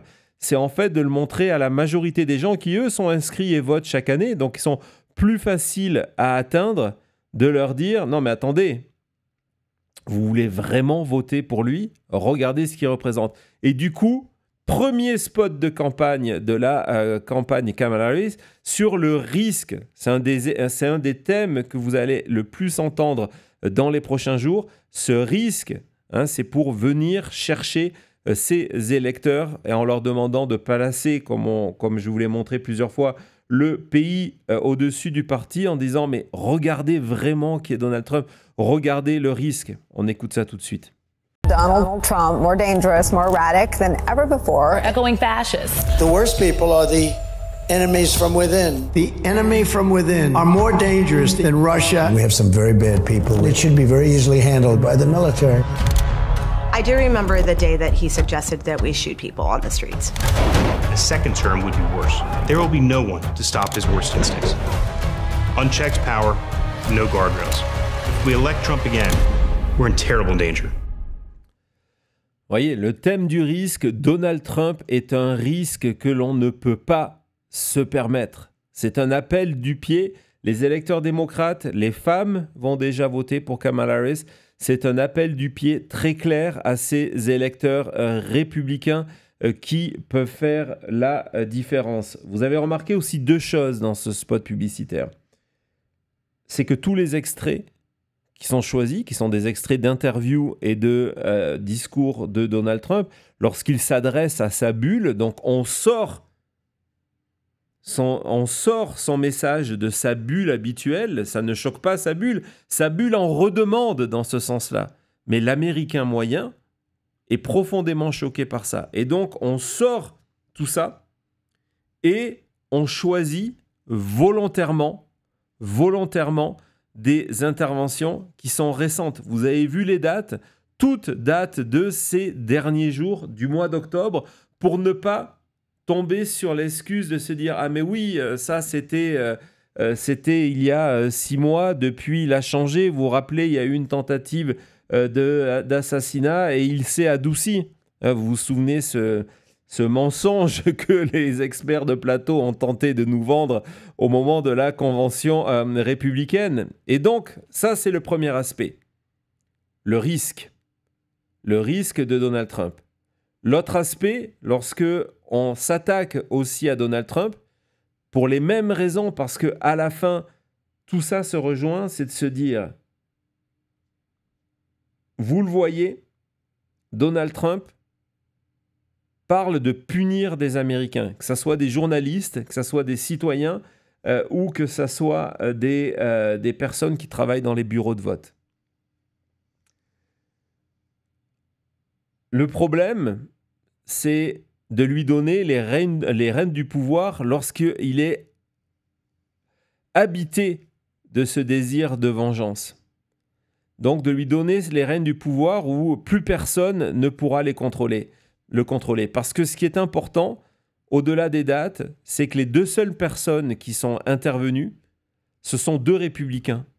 Dans ce spot, pour Kamala Harris, les deux personnes qui sont intervenues, ce sont deux républicains qui travaillaient pour Donald Trump. Qui travaillaient pour Donald Trump lorsqu'il était à la Maison-Blanche et qui rappellent que en 2020, déjà, il avait voulu donner l'ordre de tirer à balles réelles sur la foule de manifestants qui étaient à Washington et dans d'autres villes. Et que c'est son entourage qui l'avait empêché de donner l'ordre à ce qu'on tire sur des citoyens américains qui utilisaient leur droit de manifester, celui du fameux premier amendement qui est si cher à Elon Musk. Et donc, l'idée, c'est de se dire, c'est que ces personnes-là qui massivement, sur les 44 personnes qui faisaient partie du cabinet de Donald Trump en 2020, 40 d'entre elles ont appelé à voter pour Kamala Harris en expliquant qu'il était un risque pour la démocratie. Il était un risque pour la sécurité des États-Unis. Donc, c'est de rappeler que ces personnes, ce sont des républicains. On est encore dans la phase de permission. Et puis, la troisième chose, c'est de dire, voilà, c'est un risque. Plus personne n'est là pour l'encadrer. Il veut se venger. Mais c'est un risque encore plus grand parce que, désormais, Donald Trump est devenu mentalement instable. Vous allez entendre deux mots-clés dans les prochains jours parce qu'ils sont importants dans la campagne de Kamala Harris pour séduire ses électeurs républicains. Il y en a un troisième, on va en parler en 2 secondes, c'est que c'est un risque et qu'il est instable, unstable. Et vous allez voir que Kamala Harris, désormais en meeting, ose aborder ce sujet-là en se demandant pourquoi, alors qu'aujourd'hui on vient d'apprendre que Donald Trump vient encore d'annuler une intervention télé qui était prévue sur une chaîne qui n'est pas Fox News, qui est CNBC. Il vient de l'annuler, comme il a reporté d'une semaine son town hall qu'il devait faire avec Univision. Il a refusé de faire 60 Minutes, il a refusé de faire le débat, et donc on va entendre l'explication que donne Kamala Harris sur scène.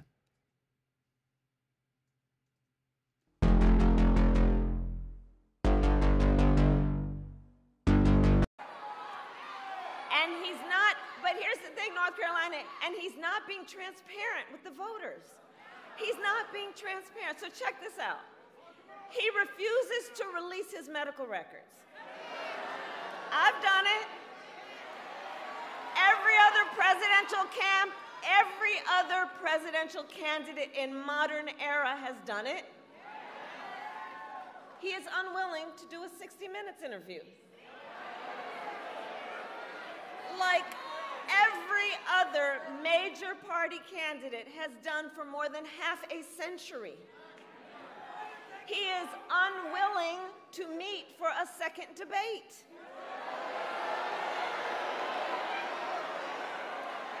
And here's the thing. It makes you wonder. Why does his staff want him to hide away?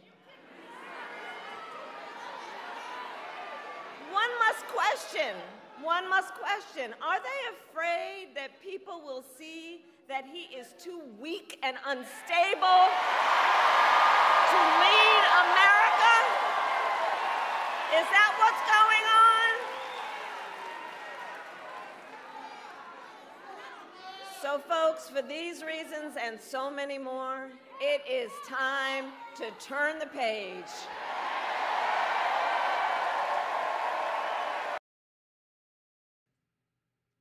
Bon, voilà, donc Kamala Harris qui rappelle qu'il refuse de rendre public son dossier médical. Il a fait une série de Truth sur Truth Post cette nuit à 1h30 du matin où il expliquait qu'il n'avait pas le temps de faire ça, que ce n'était pas nécessaire, etc. Vous voyez la une ce matin de cet agrégateur de news de la droite américaine qui titre sur le American Psycho, donc le fou américain qui est évidemment un clin d'œil au titre du livre, donc American Psycho, et donc c'est ce thème qui va être poursuivi dans les prochaines semaines. Le fait que Trump est un risque, et c'est un risque encore plus grand que il est instable. Et la manière dont on va vous montrer ça, c'est là où on parle de... Je voyais passer le message des îles qui nous disait que c'était devenu une machine de guerre. C'est la manière dont on va vous montrer qu'il est devenu instable, c'est qu'on va vous faire écouter ces moments où il est instable, les moments où il est dangereux et les moments sur scène où il dit des choses incohérentes, où il a des problèmes pour terminer une phrase, pour se déplacer, où il n'arrive pas à prononcer certains mots, etc., etc. Le dernier aspect, et après je vais vous expliquer comment ce qui va se passer dans les prochains jours, mais le dernier aspect de ces points qui sont importants pour faire venir ces électeurs républicains, et si ces électeurs républicains non seulement ne votent pas pour Donald Trump, mais votent pour Kamala Harris, je peux vous garantir que, et c'est un petit peu ce que je vous dis tous les jours sur mon compte Twitter, cette élection n'est pas un toss-up. Si ces électeurs américains viennent se déplacer, ces électeurs républicains, et votent, il n'y aura pas d'élection serrée dans plusieurs États. Et on pourra même voir la Caroline du Nord basculer dans le camp de Kamala Harris. On en reparlera dans les détails, évidemment, plus tard. Et donc, le dernier aspect, c'est de montrer que Kamala Harris est prête à servir immédiatement, que c'est une véritable leader. Et donc, c'est la multiplication de toutes ces images où on la voit avec des généraux. C'est, par exemple, aussi... Et on va l'entendre de plus en plus, le General Milley, il y a quelques jours, qui expliquait que Donald Trump est un fasciste. Et plusieurs généraux qui, dans les jours prochains, plusieurs membres de l'état-major américain qui vont souvent à la retraite, qui vont confirmer que Kamala Harris est prête à servir immédiatement. Ce sont des thèmes qui sont extrêmement importants pour les républicains. Donc vous comprenez que voilà, nous sommes à un moment où, pour résumer, Kamala Harris a réussi à consolider le vote démocrate, à consolider le vote des femmes, à inciter, par ces images que vous voyez d'enthousiasme, à inciter le public américain à aller s'inscrire sur les listes électorales pour voter en avance, pour aller voter le plus tôt possible. Et maintenant, il lui reste à ramasser cette dernière catégorie d'électeurs qui sont d'anciens républicains. Et aujourd'hui, c'est ce qui est le plus dur à mesurer dans les sondages. Et s'il y a une surprise qui doit venir dans cette élection, elle vient de là. Et c'est pour ça que mercredi, demain, Kamala Harris sera sur Fox News. Kamala Harris sur Fox News. Un petit peu comme si on imaginait Donald Trump venir sur MSNBC. Donc, elle va venir répondre à des questions sur Fox News. Et c'est un point extrêmement important. Et d'ailleurs, la campagne ne s'en cache absolument pas. Je vais vous faire écouter Tim Walz. Tim Walz qui, justement, en meeting, expliquer pourquoi il fallait désormais aller chez Fox News. Ça fait deux dimanches à la suite où lui y va. Il en fait une plaisanterie en disant on commence tellement à devenir potes qu'on s'appelle par nos prénoms. Et donc, écoutons Tim Walz. We are not going back. We are not going back. So look, we're barnstorming the country. We're doing radio, TV, podcasts. I'm about 2 hits away from being a regular on Fox News now. We're on a first name basis. But look, our policies help the people who listen to Fox News. That's why we need to get out there. Over the weekend. Donc il revient sur tout ce programme que je viens de vous décrire en disant voilà, on est non-stop maintenant pour les 3 prochaines semaines sur l'ensemble du pays. On fait les podcasts, on fait les radios, on fait les émissions de télé. Et puis on va aller chez Fox News et il dit pourquoi on va aller sur Fox News? Mais on va aller chez Fox News parce que nos décisions, notre programme économique, finalement, il vient aider ces spectateurs-là. Donc, on vient désormais chasser sur les terres de Donald Trump. Donc, je ne sais pas si vous imaginez les choses. À un moment, en termes de contraste, du côté de Donald Trump, on a une stratégie qui est de dire on va se concentrer sur notre base. On va s'assurer que notre base aille voter, qu'elle soit super excitée. Et on va aller chercher des nouveaux électeurs qui ne font pas encore partie de notre base, mais pourraient faire partie de notre base. Ils correspondent à ça. Certains sont encore plus radicaux que notre base. On va aller chercher ça. Et c'est tout. Du côté de Kamala Harris, on se rend compte avec le recul que depuis des semaines, il y a la construction d'une coalition large qui va permettre à Kamala Harris, au niveau national, de passer la barre symbolique, mais extrêmement importante, des 50%. C'est une coalition qui, évidemment, est inspirée par celle de Biden en 2020, dans un calendrier et un découpage, pas un découpage, mais une carte électorale qui est différente. D'ailleurs, on se refera une émission très prochainement sur cette notion de savoir combien de points d'avance Kamala Harris doit avoir au plan national pour gagner au niveau des grands électeurs. Vous savez, c'est un sujet extrêmement important. Et donc, excusez-moi, 2 secondes. 2 secondes.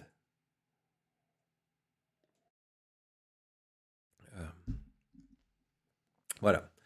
Donc d'un côté, depuis des semaines, cette stratégie de se dire on construit une maison. Le plus important quand on construit une maison, c'est la fondation. La fondation, ce sont les électeurs démocrates. Ils sont là. Les femmes qui nous permettent d'avoir créé ces étages, les femmes et les jeunes. Et puis, pour terminer cette coalition, ce sont les électeurs républicains. Et on va aller les chercher, ces électeurs, où ils sont. Sur le terrain, grâce à ce travail de app que Jérôme vous a raconté, et puis chez leurs médias. Et c'est pour ça que la campagne, comme je vous en ai parlé il y a une semaine, l'info est sortie hier dans la presse américaine, la campagne de Kamala Harris est en négociation avec le podcast de Joe Rogan pour aller s'exprimer à ses électeurs. Encore une fois, quand Kamala Harris va chez Joe Rogan, on estime que la moitié de son audience est une audience républicaine et que l'autre, c'est une audience qui ne vote pas. C'est pour essayer, évidemment, d'en récupérer quelques-uns, mais c'est surtout pour que ces gens-là, qui ne vont pas voter et que Trump veut amener à voter, n'aillent pas voter le jour de l'élection, ni pour Trump, ni pour Kamala Harris. Mais en tout cas, c'est sa volonté d'élargir cette base et de passer cette barre des 50. Encore une fois, si cette stratégie fonctionne et les premiers indices sur le terrain démontrent que cette stratégie est en train de fonctionner. Mais si elle fonctionne dans son amplitude, celle désirée par le camp de Kamala Harris sera la prochaine présidente des États-Unis. C'est son plan pour gagner.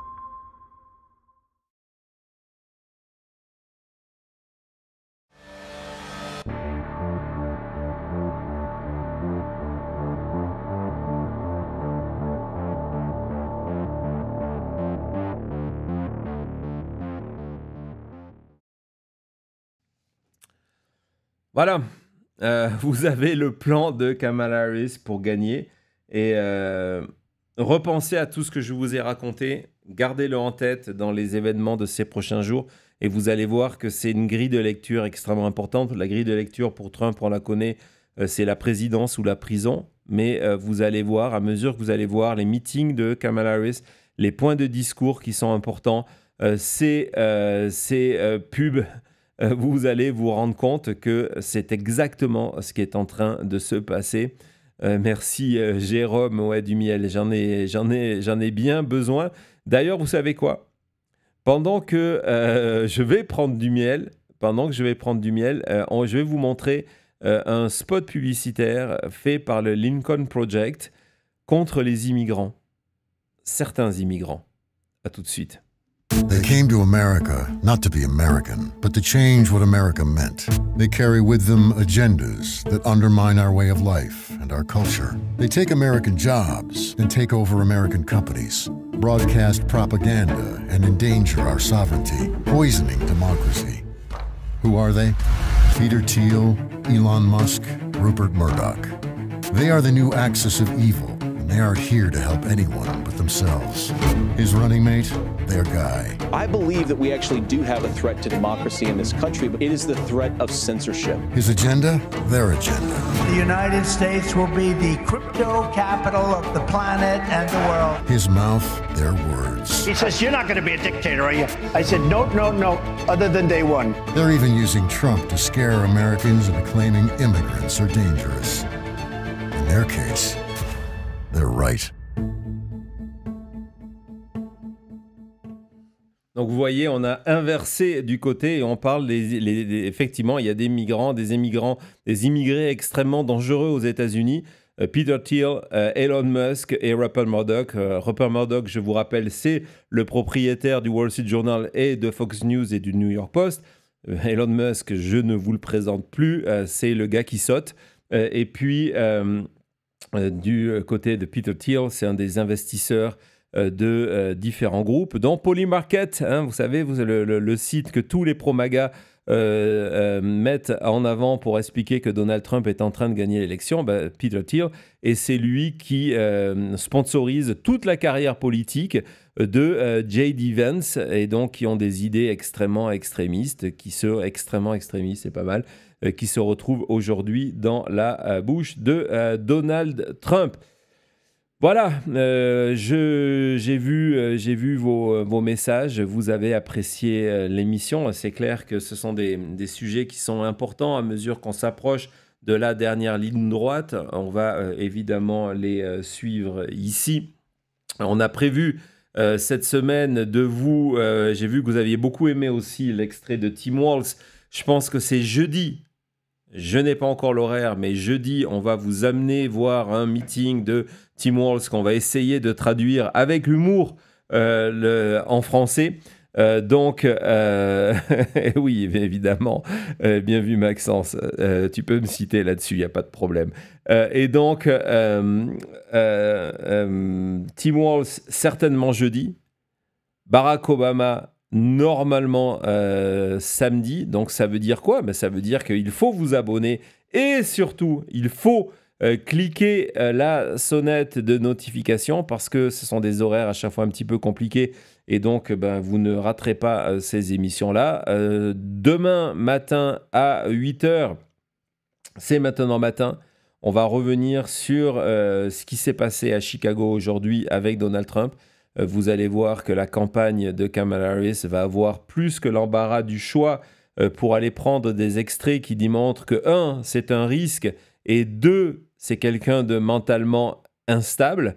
En fait, maintenant que le problème est là, c'est qu'à chaque fois que Donald Trump parle, c'est que ses propos vont être utilisés contre lui et donc il va se retrouver dans une position où qu'est-ce que je fais ? Qu'est-ce que je fais déjà que je ne veux pas aller à 60 Minutes, je ne veux pas aller à CNBC et je reporte tout le reste? Qu'est-ce que je fais si chacune de mes interventions, en fait, est pillée par derrière par la campagne Kamala Harris pour amener des électeurs républicains à voter pour Kamala Harris? C'est vraiment un énorme problème. Peut-être que le Parti républicain, il y a 2 ans, il y a 4 ans, auraient dû se dire que leur chance de gagner cette élection en 2024, c'était de choisir un autre candidat. Stratégie redoutable, effectivement. Donc, cliquez sur la sonnette de notification pour vivre tout ça. Demain matin, Maintenant Matin. Donc, la chute, vraisemblablement encore à 21h cette semaine. On essaie cet horaire-là qui a l'air de bien fonctionner, mais surtout, c'est pour des raisons pratiques, pour rien de vous cacher, à notre niveau. Donc 21h, 15h au Québec. Et puis voilà, demain, ça sera avec Cody pour Maintenant Matin. Donc Cody va être au rendez-vous. Évidemment, si vous avez aimé l'émission, laissez-nous un pouce, ça nous aide formidablement bien. Vous avez vu le nombre de trolls, de jaloux, de haineux qui débarquent pour nous empêcher, pour essayer de nous empêcher d'exister. Ils n'ont aucune chance de gagner, soyons clairs. Mais on ne va pas leur rendre la vie facile non plus. Et donc, cliquez sur le pouce, partagez nos contenus. N'hésitez pas à nous laisser des commentaires. Déjà, en plus de nous aider, ça nous fait extrêmement plaisir de les lire. On n'a pas le temps de répondre à tous. Désolé, mais ça nous fait extrêmement plaisir de les lire. Et puis, évidemment, vous pouvez rejoindre la team Maintenant Média et avoir vos emojis. C'est toujours très sympa pendant que je fais ces longues émissions de les voir passer dans le chat. D'ailleurs, j'ai vu que mon ami Harry du Québec, de Montréal, de Québecville, excuse-moi, de Québecville, est devenu un des membres. Tu sais quoi, Harry, ça fait plusieurs fois que j'y pense et je sais, c'est un traitement privilégié, mais au-delà de ça, il y a tes messages, les messages que tu laisses dans le chat, les messages que tu laisses sur notre page YouTube, dans notre chat de discussion, lachute.info. Cody, rentre en contact avec Harry et on va lui envoyer des petits goodies, comme on dit en bon français ici, des petits cadeaux de la chute pour te remercier de tout ça, Harry. Merci, ça me fait plaisir. Voilà, vous savez, il n'y a pas que mes amis qui ont droit à tout ça. J'aurais pu le faire sans en parler, mais je voulais mettre en avant aujourd'hui. Certains jours, c'est d'autres, mais aujourd'hui, c'est lui. Merci à tout le monde. En parlant de cadeaux, Paul, je ne m'en rappelle plus, cité dans le coin, n'oublie pas de te manifester, Paul F, 67 quelque chose. 6712, tu as gagné notre t-shirt et nous sommes donc à... tu as encore quelques heures, tu as encore 24 heures pour te manifester pour le t-shirt de Kamala Harris. Je voudrais évidemment remercier Don Chile qui est là, toutes ces personnes qui sont venues de manière extrêmement généreuse soutenir notre communauté, soutenir cette émission pour qu'elle reste gratuite, pour que les archives restent gratuites, pour que nous soyons présents en permanence pour vous décrypter tout ça, donc qui sont venus nous aider via Super Chat et via Super Sticker. Merci Olivier qui, en plus d'être passé 3-4 fois pour nous soutenir via Super Chat, nous a tenu au courant de l'évolution des chiffres de la Géorgie. C'était très utile. Merci beaucoup Olivier. Donc on a eu Chile qui est venu 4-5 fois aussi, j'ai perdu le compte, venir nous soutenir. Encore un ou deux noms et puis je vais laisser la place à celui qui le fait beaucoup mieux que moi. que vous attendez toutes et tous. Cody Belgarad, le sorcier, qui nous dit que ce sont des informations que personne ne voit ailleurs. Non, mais c'est l'idée. C'est l'idée. Parce que, voilà, il y a tellement plus, ce sujet est tellement plus intéressant, beaucoup plus riche que ce qu'on veut bien vous en raconter sur les plateaux, que voilà, c'est ce qu'on fait. C'est notre intention. Merci également depuis la Suisse à Zélène. Salut Zélène, pour une émission passionnante. Merci à tout le monde. Je vous donne rendez-vous. Cody arrive, hein, ne partez pas. Je vous donne rendez-vous à 8h demain matin, 8h. 21h, 15h, la chute. C'était la stratégie, le plan de Kamala Harris pour gagner. C'était la chute. Prenez soin de vous.